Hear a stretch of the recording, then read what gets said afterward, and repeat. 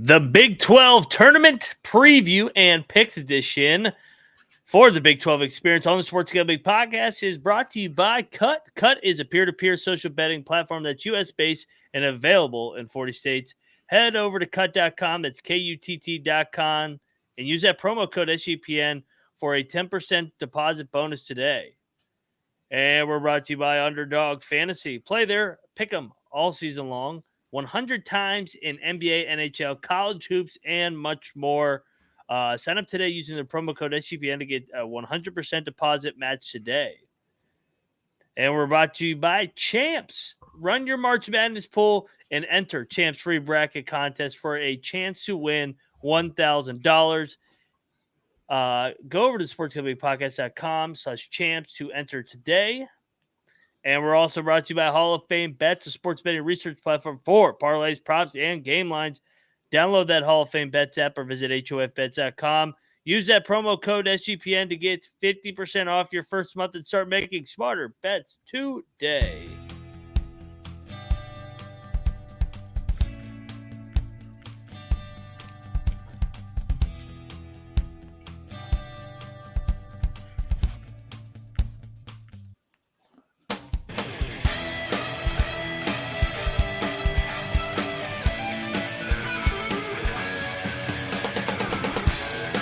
And welcome, everybody, to the Big 12 College Experience, part of the Sports Gambling Podcast Network. Monday, March the 11th, we have arrived, guys. Regular season is over. Congratulations to the Houston Cougars on winning their first Big 12 championship, and we'll talk about their chances in the postseason now. But if you're wondering who you're listening to, I am Moneyline Mac, and we're talking Big 12 hoops, which means I'm joined by a man that's a walking contradiction. He was born in Provo, Utah. He's got family in Ames, Iowa, and he lives in Morgantown, West Virginia. Co-host of the Ryan and Rush Show, Rambling Rush. Rush, what's up, man? 2/3 of those teams you mentioned have a bright, hopefully, postseason future. The one and most important, unfortunately, does not. But hey, shout out to the man behind me, Josh Eilert. Making the best of a bad situation. Friend of the show, of course. We love you, Josh. And hey. Yeah, you might as well just go out there and see what you can do tomorrow, but we'll get to that when we get to that. They are one of two games, but hey, third man in the box before we dive into it. He's always fighting a family civil war because he's got family in Norman, Stillwater, Waco, etc. He is a 6-time Zin champion. He is the Big 12 guru. Troy Chewning, what is up, brother? Congratulations to the Houston Cougars and to Troy for the almost 3-1 future bet on them to win the regular season. Did not get Baylor's, but we'll take the plus 275 on Houston. That one, I can't believe they weren't favorites all year long. I understand the premise behind Kansas for the first few weeks when you're thinking, this team's going to round up, but even then, kind of crazy that Houston was above that 2-1 number for so long as such a good basketball team. Yeah, they dominated. They won 15-3. They won every home game. They beat Kansas by 30 on Saturday. I know Kansas did rest their starters in the second half, but that didn't matter. They dominated. They hit them right in the mouth right off the bat. They were by far the better basketball team. So with that said, let's look at the bracket because we do have a bracket. It's bracket season. Everybody loves brackets. Big 12 tournament starts tomorrow. March the 12th, pulling it up right now. Here we go. Here's our first bracket of the year. How's that look? Looking good. If you want to scroll up a little bit. Yep. Here we go. All right. Perfect. All right. So Oklahoma State and UCF will lead it off tomorrow at 11:30 local time, 12:30 Eastern. Followed by the Mountaineers in Cincinnati in the 14-11 game. The winner of Oklahoma State UCF gets BYU the Cougars as the 5 seed, and West Virginia Cincinnati winner will head and play Kansas tomorrow night. You got matchups in the play-in round to get to the quarterfinals with Oklahoma and TCU, and then obviously the 4 teams in the bye are Texas Tech as a 4 seed, Houston as a 1 seed, Iowa State as a 2, Baylor as a 3. guys, initial thoughts on just how the bracket shook out, just right off the bat, Rush. Of course, the big one is we're always used to Kansas, being one of the furthest teams in there. They're not even automatically in the quarterfinals, so we'll see how that breaks down. I think that UCF game tomorrow night, and I know we'll get to that against Oklahoma State, I could see UCF causing a little bit of trouble here in the top. And I know Troy was joking earlier about the script leaking. The Big 12 accidentally had them, already advancing. So maybe there's something to that. Yeah, this was posted and kind of retweeted. I think it was almost like 12 or 1,500 times before it got taken down. But UCF was already slotted into that BYU game when this original graphic was posted. So take heed, everyone. Was there a final score for spread purposes? Yeah, I don't know if it said anything like that, sadly. But of course, the Kansas State, the 10 seed, the one that's probably right back on that bubble, with their upset over Iowa State this past weekend. Can they beat Texas and then maybe Iowa State again, and then finally, be the 10th Big 12 team to make it into the tournament? So a lot of eyes on Kansas State. It is kind of a home tournament for them, as it is for Kansas, and talk about Iowa State South being there as well. So yeah, we'll see how things shake up in Kansas City. But I think the most important storyline is how Kansas State does in this tournament.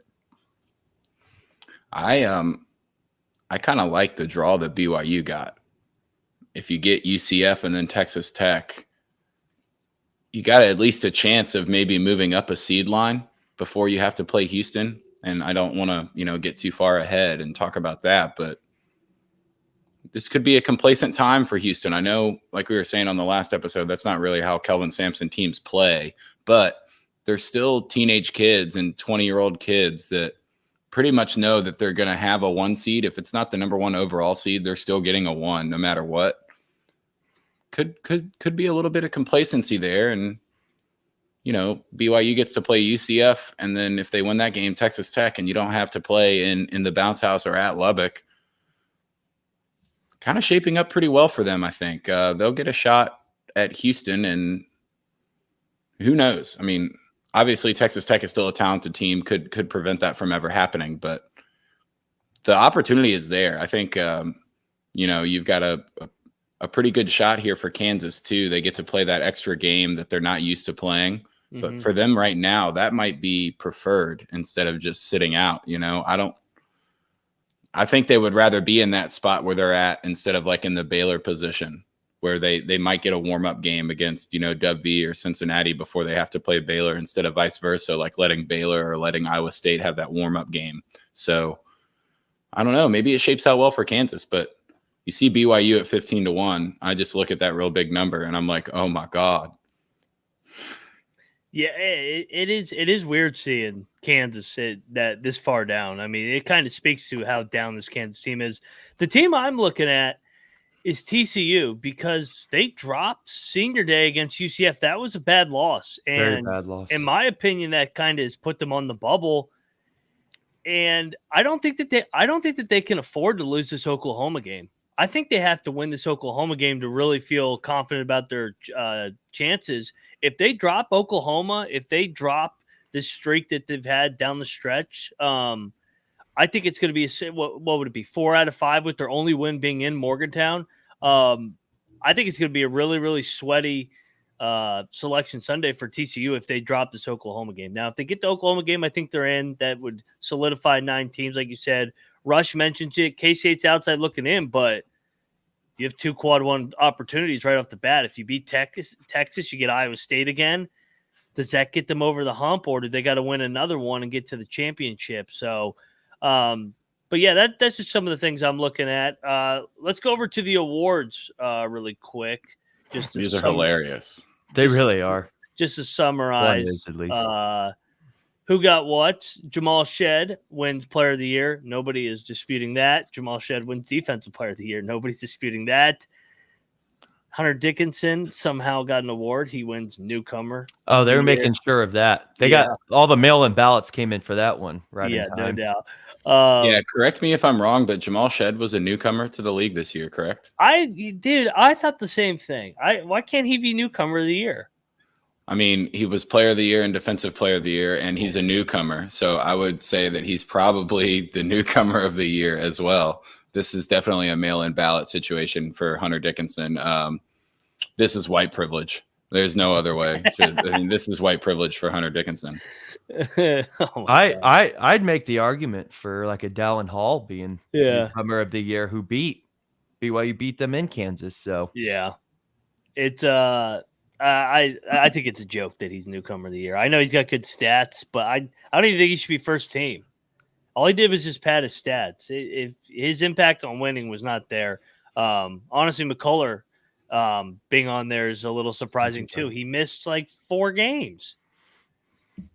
How is Kansas get 2 guys on the first team yet they finish 6? Is my question. How do they only have 1 forward on the second team? Yeah, that is a good question. I'm baffled by how Kansas still got some treatment despite finishing fucking 6. Jacoby Walter, well-deserved freshman of the year.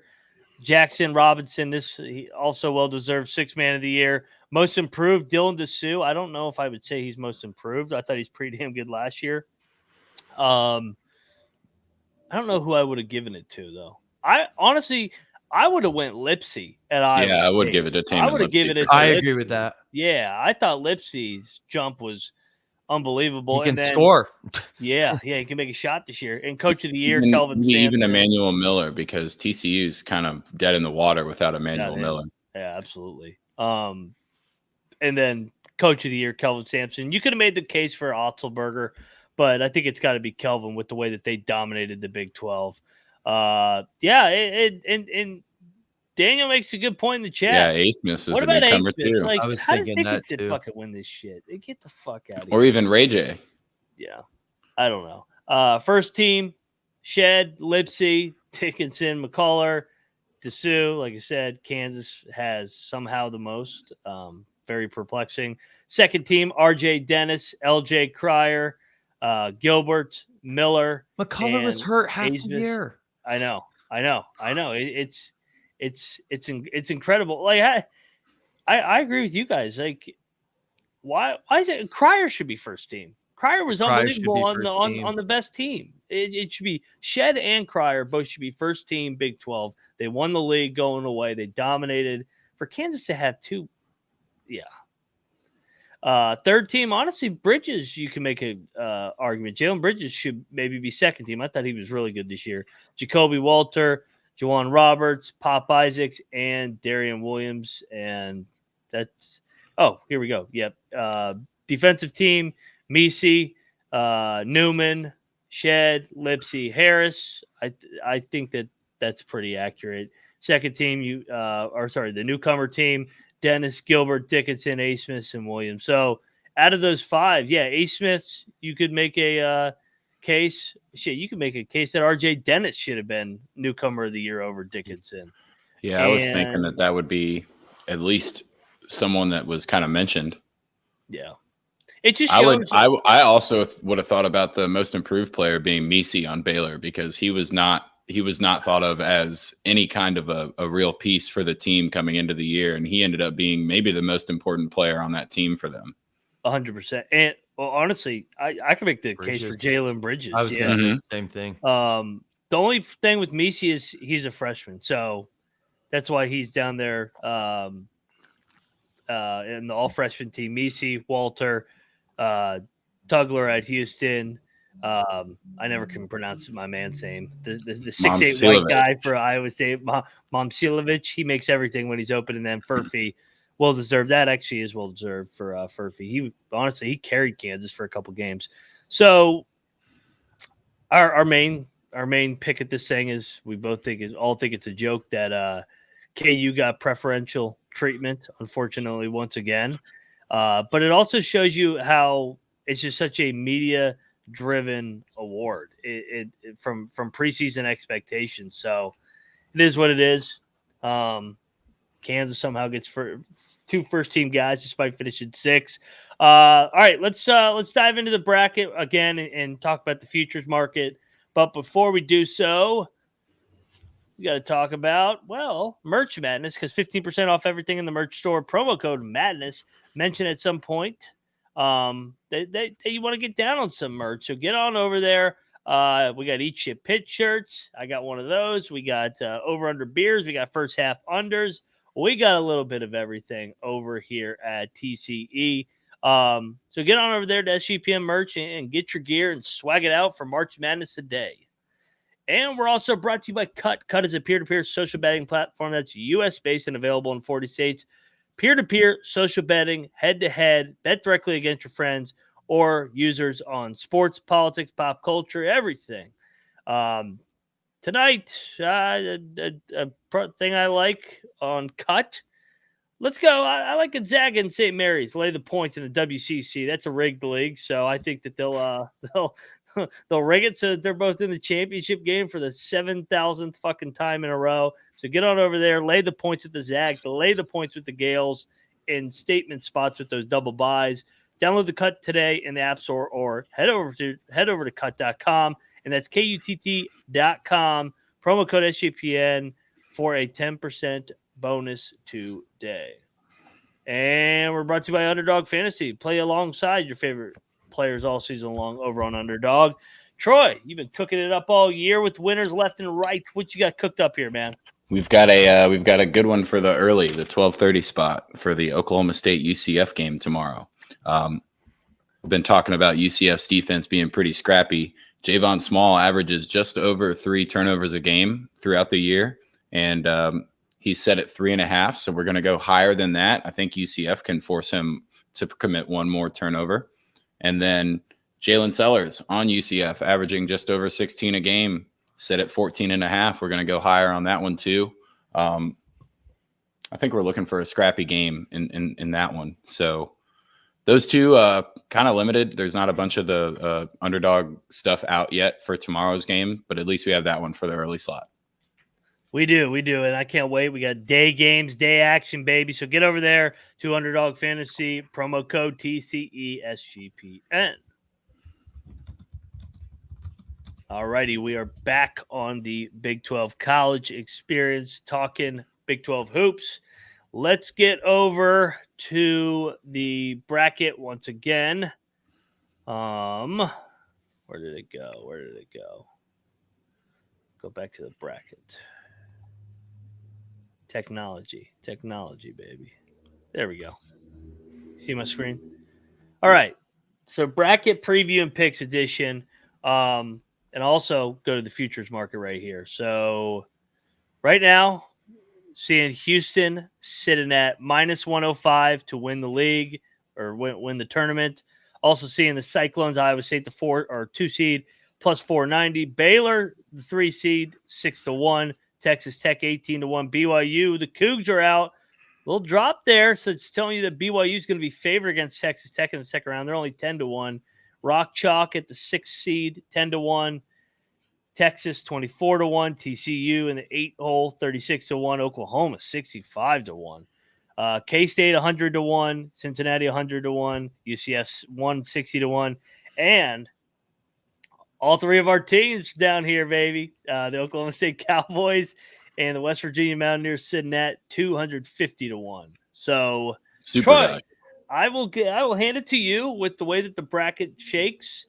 What are you looking at here, and which future do you want to sprinkle in? I would look at BYU and Baylor. On DraftKings, I see Baylor at 7-1 and getting a whole $100 more in value. What did you say? They're about 6-1 here. Who's that? Baylor. Baylor's 6-1. 6-1. Yeah, so I would take the 7-1 over at DraftKings, obviously. And BYU is 15-1 instead of 10-1 at DraftKings. So I would look at those two with a little bit of inflated value over at DK. But Texas is also an interesting team, just because when push comes to shove, they've got a dude that can drain it from anywhere and can hang into games that they're probably not really deserving to be in. And we know how important guard play is as you get to some of these March games. Maybe he won't be Asmus. Maybe he'll be Goodmus. And way too much experience for Max in the backcourt in tournament games.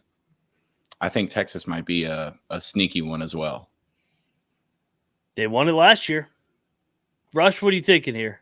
So on paper, I would agree with you, Troy. BYU's a great value. Unfortunately, BYU will not do it because even if they do all the upsets, they'll do everything right. They'll get to the championship and then blow some lead. With you're just looking for a lucrative cash out option before they play Houston. That is true. If that is your plan, then BYU's a good one. I like Iowa State. What's that plus 490, almost 500. Yeah. I mean, for the second place team. Yeah, huge jump between Houston and them. I know. I mean, you might as well get some good value in that as well. And then, I mean, if you want to go the home court and all those great players that were named by the Rioters, I mean, Kansas plus 1,000. I mean, pretty solid odds this time of year for Kansas. So that's where I'm looking at. But I'd probably pick Iowa State. I mean, you almost got plus 500 there for the second best team in the greatest division, so greatest conference. Yeah, Rush, I'm on the same too as you, and I like Texas. So if I'm going to attack the bottom half because I think Houston's going to get picked off just because I think this happens all the time in conference tournaments. So somebody will drop a semifinal game, right the ship, refocus for March Madness. Honestly, in my opinion, it would be the best thing for Houston if they lost a game. And Kelvin can get after those guys. Maybe BYU or Texas Tech could get them on a neutral floor. So, sorry. That's where I'm at with it. I think Iowa State is going to end up cutting down the nets on Saturday night. So I'll go plus 490 with the Iowa State Cyclones. But I can't pass up the other home team. Iowa State, Hilton South, it's going to be rocking for them, but it's also going to be rocking for Kansas at 10-1. But then I also want to sprinkle a little bit on Texas 24-1 because they can beat anybody. They can beat anybody. If they get K-State and then they play Iowa State. So I'm going to load up on the bottom half and book on one of those guys getting to the final over Baylor. I'm basically just not taking Baylor just because they have no fans at this tournament. Baylor's never won it because the only teams that ever really win it are Iowa State and Kansas because they have the home crowd. Last year was an exception with Texas winning just because they were that much better than Kansas that night. Well, Bill Self had that heart problem too. Yeah.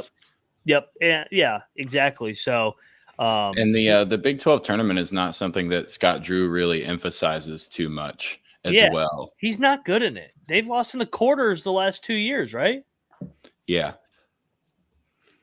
And then their national championship, they lost in the semis to Cade Cunningham and Oklahoma State. So, yeah. So, final predictions. Who cuts down the nets Saturday night, guys? I'll go Iowa State. Over. BYU. Solid. Troy? Have a little fun. What about Texas versus BYU? Ooh. Is that? I like it. Yeah, that's possible. Yeah. Because they're the 7. So 7 will play 2. What about Texas versus BYU? And in typical fashion, the team that's leaving the league is going to win the conference championship in their last year. How many spots does Texas jump up if they win the Big 12 tournament in the NCAA? I would say that they'll probably go to like the 6 line. Maybe I would think maybe a 5 at the best, but probably a 6. Because they theoretically will have beaten K-State. That's an okay win, but Iowa State, potentially Baylor or Kansas, and then Houston potentially. I mean, if you beat those 3 teams, that's that. Maybe a 5. Yeah. That's 3 top 10 wins in 3 days if the bracket shakes out. I think Iowa State cuts down the nets. I actually will take Houston to get to the final. I think Texas Tech or BYU could upset them, but I think Houston is too much. But the crowd Saturday night wills Hilton Magic, Hilton South in Kansas City to beat the Houston Cougars. So give me those clones, baby, plus 490. So all right, we got 2 more games to pick, and we'll do that on the other side. But first, we got to talk about, well, none other than Manscaped, because it's that time of year, everybody. Get over there, top of the morning with your little leprechaun, your shamrock shaking, shamrock shavers, Manscaped. This year, just chasing around rainbows left and right. Make sure your pot of gold and your groom of your little leprechaun with leaders in below have a kilt care to go, baby. Say goodbye to your Clover and Force and get over there to Manscaped Lawnmower 5.0 edition and let your confidence shine bright. Embrace the luck of the Irish and join over 10 million men worldwide who can trust the Manscaped. Head over to manscaped.com and use that promo code SGPN to get 20% off and free shipping. You got to get the free shipping if you're going to shave that bush down there. So get on over there, manscaped.com, promo code SGPN, $20 off. And yeah, get over there. You got this time of year, summer's coming around. You don't want that freaking area down there freaking bushing up and itchy and shit and all that good old shit that nobody wants to talk about. So manscaped.com, like I said, it's St. Patrick's Day. Make sure your little hairy leprechaun is luckier than ever with Manscaped. Promo code SGPN. And we're also brought to you by Champs. Champs is hosting a free March Madness bracket contest for a chance to win $1,000. Plus, if you host your March Madness pool on Champs, you'll get an extra free entry into the bracket contest. Tiebreakers are determined by who enters first, so make sure you register over and don't miss out. Head over to sportsgamblingpodcast.com/champs. That's sportsgamblingpodcast.com/champs. And brought to you by Hall of Fame Bets. Win bigger by betting smarter this NBA season with Hall of Fame Bets, a sports betting research platform for parlays and game lines. Stop betting in the dark and join over 30,000 users researching with Hall of Fame Bets to craft a more intelligent, data-driven parlay. Download that Hall of Fame Bets app or visit HOFBets.com. Code SGPN for 50% off your first month. Start researching, start winning with Hall of Fame Bets. All righty. We talked about the bracket. We talked about the awards. We gave out our futures. And now we're going to talk about the first game on the slate. 11:30 local time, Kansas City barbecue. Power and Light District to be rocking. There will be nobody at this game. That'll be the first observation. There won't be anybody at the second game either. UCF going to Kansas City. Almost said to Oklahoma State. UCF is laying 3.5 against the Cowboys. So Troy mentioned it. The fix is already in. UCF will win this game. But you look at what they did this season. It was 77-71 a couple weeks ago. UCF gets it done. I'm going to take the Cowboys. I'm going to take the Cowboys with the points. Give me UCF to win like a 2-point game. There's so many times this time of year where these games are a one-possession game. I'll be on the Cowboys one last time for Mike Boyden. I do think this is the end, and I wish him the best. He's a good guy, but it just hasn't worked out. And he also got screwed. Let's call a spade. I mean, the fucking NCAA screwed him. We'll do an episode at the end of the year just breaking down coaching changes, and he'll be on this. So give me UCF to advance, Oklahoma State to cover. I know for a fact that you got to place the money line on UCF here just because the script is already out and they've been advanced in the graphic. I'm going to lay the points with UCF, but again, not super strong conviction. The hook is kind of scary. This seems like they could win this game by 3 instead of by 4. But UCF they've been a significantly more impressive team throughout this year than Oklahoma State, and I'm not going to think that, Mike Boynton has a one-and-done performance here and looks real good against UCF and then shits the bed afterwards. I think the bed shitting has already occurred, and Oklahoma State's just rolling around in their shit right now. Whereas UCF kind of looks like, if they would have won 2 or 3 more games in the non-con a little earlier in the season, they would definitely be pushing that bubble line. So I think UCF is playing pretty good. I'm going to lay it with them. Yeah, I hate the hook in this.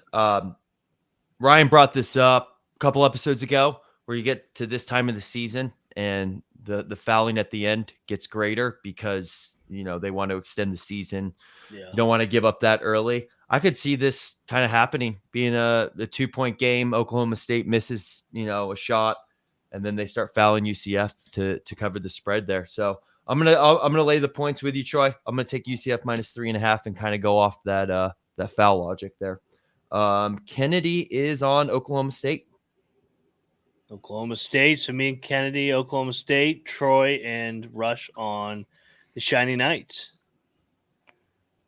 Do we have to talk about this game? We just saw this game on Saturday where the Mountaineers got ambushed in Cincinnati.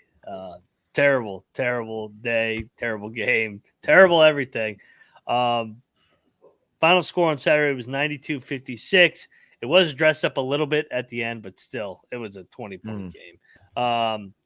They did split the season series. West Virginia did win in Morgantown. It's always interesting when you play a team twice in 4 days. So do we get a sleepy Cincinnati spot in terms of they just killed this team? They think they're going to kill them again, and maybe West Virginia makes a couple threes and keeps it within the number, or does West Virginia just lay down? I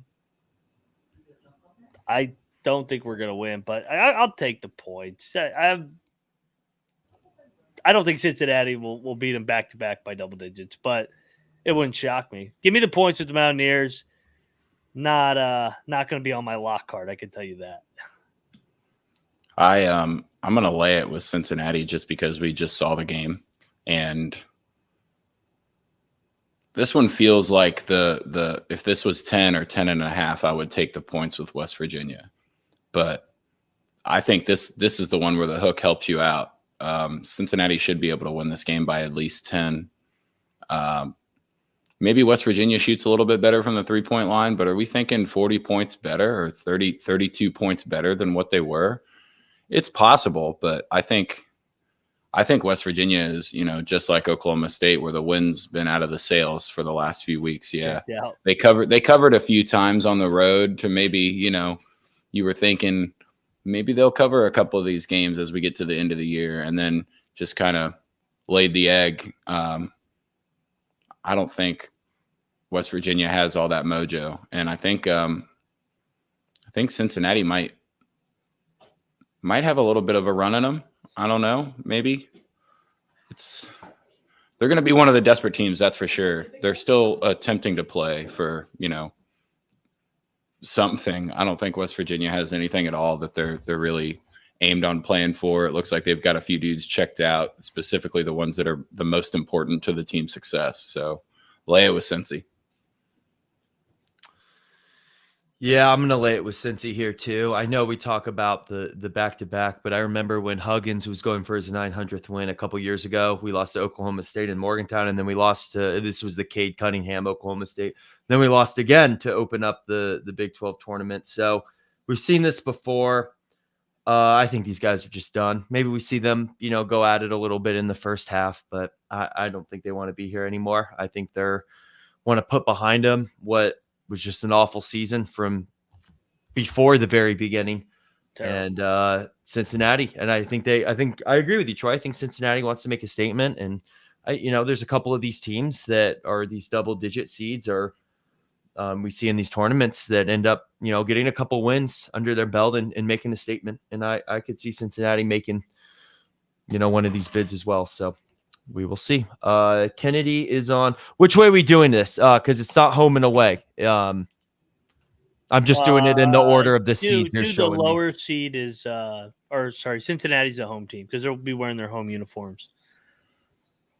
Okay, then Kennedy's on WU. I might have to switch that OK State then. What was OK State? They're the lower seed. How did you have them in the lineup? UCF was the home team. Okay. So, yep, Kennedy's still on OK State. All right, lock and dog. Only two options. Oh, shit. We can look at a total. Are there totals out? I know we don't talk totals much. 143.5 for the Bearcats and Mountaineers. The other one was 136.5. For my lock, I will lock up the under in Oklahoma State and UCF. I love the unders in the early games. 11:30 a.m., first game of the day. Last time it was 77-72, but there was a lot of fouls at the end, like Rush talked about. I think both those teams shoot like shit in the first ever game. For my dog, give me the Cowboys. I think it's going to be a close game. Minus we'll sprinkle some on the money line. Cowboys get it done in a revenge angle. Guns up. I'm going to lock UCF. The script is already out there. I think they probably win this game, at least by, I think, even if it's a 2-point game or something like that, I think Oklahoma State gets in trouble and kind of fouls and then jacks up some not great shots, and maybe it spreads out to that 5 or 6 point range. But for dog, I'm going to alt line Cincy to minus 17.5. That's a good, I mean, if you're going to alt line, that would be the game to alt line. 9 points of value, baby. I don't know if you want to call this a lock, dog, money line parlay, whatever it is. I'll just keep it simple. I will parlay the UCF and Cincinnati money line. There's got to be some value in that. Yeah. So what's that? Your lock? That's probably an even bet. Yeah. I would guess that's my lock. Yep. And then what's your dog? That's alt just line? It. That's all I'm saying. That's just. I didn't know if you were going to alt line Cincinnati too. Parlay. I'm hitting a little bit of everything. No. Yeah. I'm not going to either. All right, guys. That'll do it. So we will be back. Fuck you, Chachi. What's this comment before? West Virginia is a big example why the transfer portal isn't well, it's beyond that. There's other implications. It's an example of don't do illegal stuff. I feel like Bob Huggins would be a good fit in the offseason for that program. No comment. But yeah, it's definitely not rainbows and butterflies in Morgantown. Ready for the season to be over.